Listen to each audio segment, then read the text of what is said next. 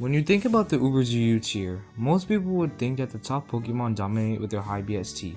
Sure, these Pokemon aren't viable in the main Ubers format, but at the end of the day, these Titans still have high BST, and they just need a lower power level format, which Ubers strives to do. However, despite the high power level format, there are Pokemon with notably low BSTs that manage to carve themselves a niche in this format. Today, I will be going over the Pokemon that have less than 500 BST and what niches they fill. First up is Clefable, a Pokemon that has been a reliable choice in competitive play across many generations, and for good reason. With a base stat total of 483, Clefable might not seem impressive at first glance, but its place as a utility option gives it a niche in the metagame of Uber's U. When you look at Clefable, it's easy to assume that Unaware is the best option to run, similarly to how other Pokemon further in this list are utilized, and this is something I'm guilty of myself. However, Clefable is best as a Magikarp user, and it does that the best on stall teams. Stall is a style that aims to beat you, not through power, but through longevity. A good way of countering this is Knockoff and Hazard Stack. Most stall Pokemon run heavy duty boots. Stall plays reactively, meaning that the user has to switch their Pokemon a lot, and avoiding Hazard Chip is a huge advantage to have. However, Knockoff can remove their boots, and then you can stack hazards to wear their Pokemon down over time, making their constant switching less and less reliable. This is where Clefable comes in. Clefable's ability is Magic Guard, which gives it immunity to passive damage, like hazards. Clefable can work as a knockoff sponge because of this, and it can prevent other Pokemon from having their boots knocked off. With more utility in a knockoff of its own, as well as Stealth Rock and Thunder Wave, Clefable finds itself to have enough utility to be a niche beacon in Uber's U. Next, we have the dynamic duo of Quagsire and Clodsire. With a seemingly low BST of 430 for Quagsire and 450 for Clodsire, they might seem like underwhelming defensive options. However, both Quagsire and Clodsire share the ability Unaware, which lets them completely ignore opponent's stat boost, as well as having great moves like Recover, Stealth Rock, and Spikes. Quagsire focuses on taking physical threats, being able to check and take on physical threats like Zacian and physical Arceus poison sets.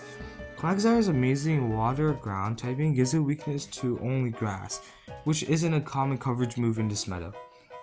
Clodsire takes a different approach, trading Quagsire's water typing for poison typing, giving it a key toxic immunity and fairy resist, which allows it to blink the best Pokemon in the format, Magearna.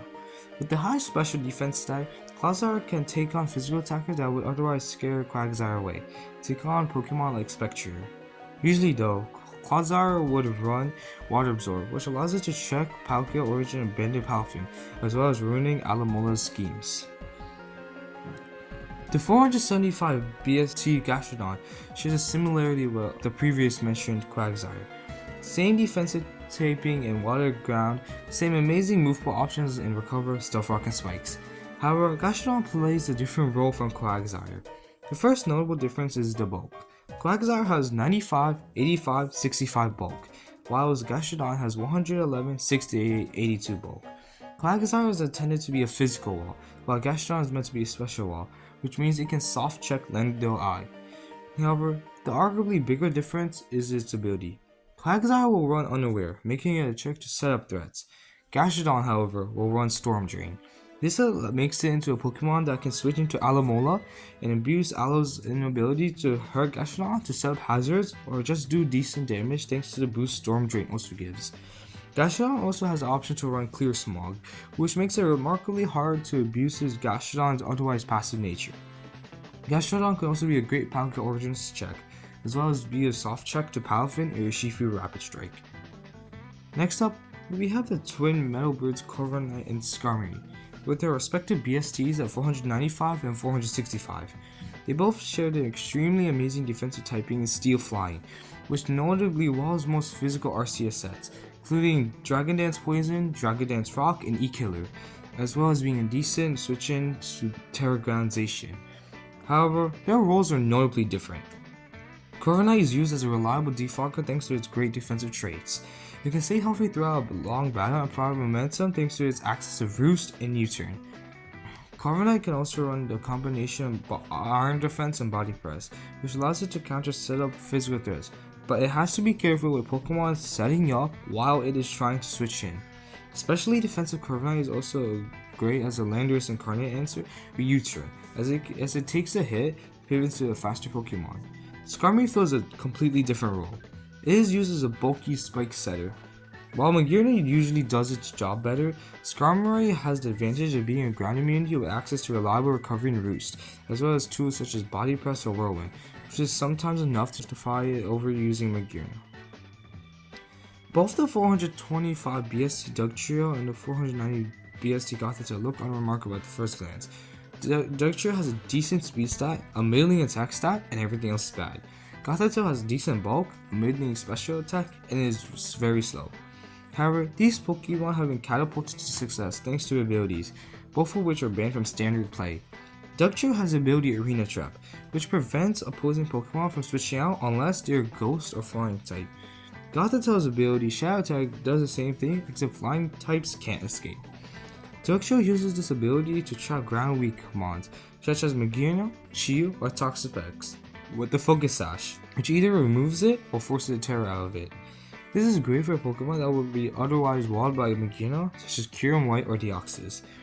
Gothita is seen on stall teams, using a devious set of Choice Scarf or Trick, Calm Mind, and Rest, and an attacking move, which is usually Stored Power or Psychic Noise. This set's only goal is to trick a Choice Scarf on a passive Pokemon, or crippling a Wall Breaker, locking it into a weak move and setting up on it. Thanks to Shadow Tag, they can't switch out, and the opponent is completely hopeless versus the Gothita. Terrible mic quality jump scare!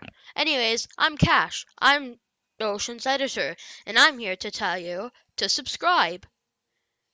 Bye!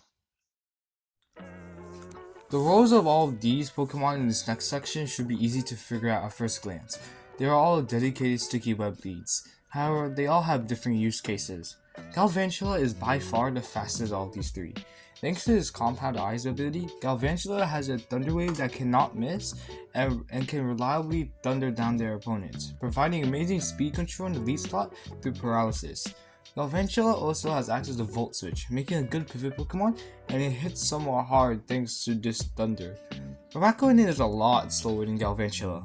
However, thanks to its superior bulk, it can afford to not use the Focus Sash and instead run a Mental Herb, which allows it to set up Sticky Web even in front of the likes of Lead, Deoxys Speed, and Arceus Dark.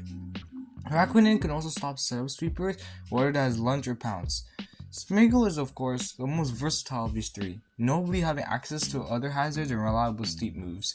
It can run any move it pleases, however it is the least reliable of these three. It is neither fast or bulky, meaning it can die without doing anything. Sableye is only here because it had high usage during the Spothra takeover. With Prankster Encore, it can ruin a Spothra's plan to cheese through the opponent. Its typing gives it immunity to Psychic and Fighting, which means it has the potential to wall Mewtwo, notably useful for stall, as well as having Prankster status conditions like Thunder Wave for speed control or Will-O-Wisp for ruining physical attackers. Ditto is Ditto. It prays out offense, it sucks versus defense. It does a thing it has done for the past generations, reverse sweep versus offensive teams. Next up, we have the 480 BST Orthworm. Orthworm is a steel type with a ground immunity thanks to its ability, which is downright excellent. Like Corviknight and Skarmory, it walls Dragon Dance, Arceus, Poison, and Rock, and most E-Killer variants, but can't wall Zacian because of close combat. Orthworm has access to both Stealth Rock and Spikes, as well as the fantastic move in Shed Tail, which pairs nicely with its slow speed stat, which allows it to give its teammates a free substitute. Orthworm's high defense stat means it can easily take a hit and set up a Shed Tail. Cyclizar is an honorable mention here. It does what Orthworm does, but it's much more frailer and faster, and it has Regenerator, allowing for multiple passes a game, and offers a different utility in Rapid Spin and Knockoff. However, this is an honorable mention because its BST is actually 501, which is 1 point too high. It should be obvious what these two Pokemon do. Set up weather. Torkoal sets up the sun, which is especially scary when Chiyu enters the field and blasts your resist away. It also enables threats like Walking Lake and Roaring Moon. Torkoal also provides utility in Rapid Spin, Yawn, Clear Smog, and Stealth Rock, although it does not run all of this in one set. Pelipper is less viable than Torkoal, but still usable, Pelipper has access to U-turn, which is good for switching into your breakers, such as Palafin, Reshifu Rapid Strike, and Palkia Origin. The last two Pokemon on this list are Pokemon I've already covered in the past, so I'll go over them quickly. Alomomola is good because it can use Wish to heal up targets that struggle with longevity issues, like Terapagos and Magearna. Alomomola can also use Skull to fish burns versus targets like Azacia and Roaring Moon. Spotter runs a set of Hypnosis, Calm Mind, Store Power, and a Filler move. Hypnosis is very deadly because it can make one of your opponent's Pokemon invalid for a potential 3 turns, which is enough to accumulate a bunch of Calm Minds and Speed Boosts, and to sweep through your opponent's team.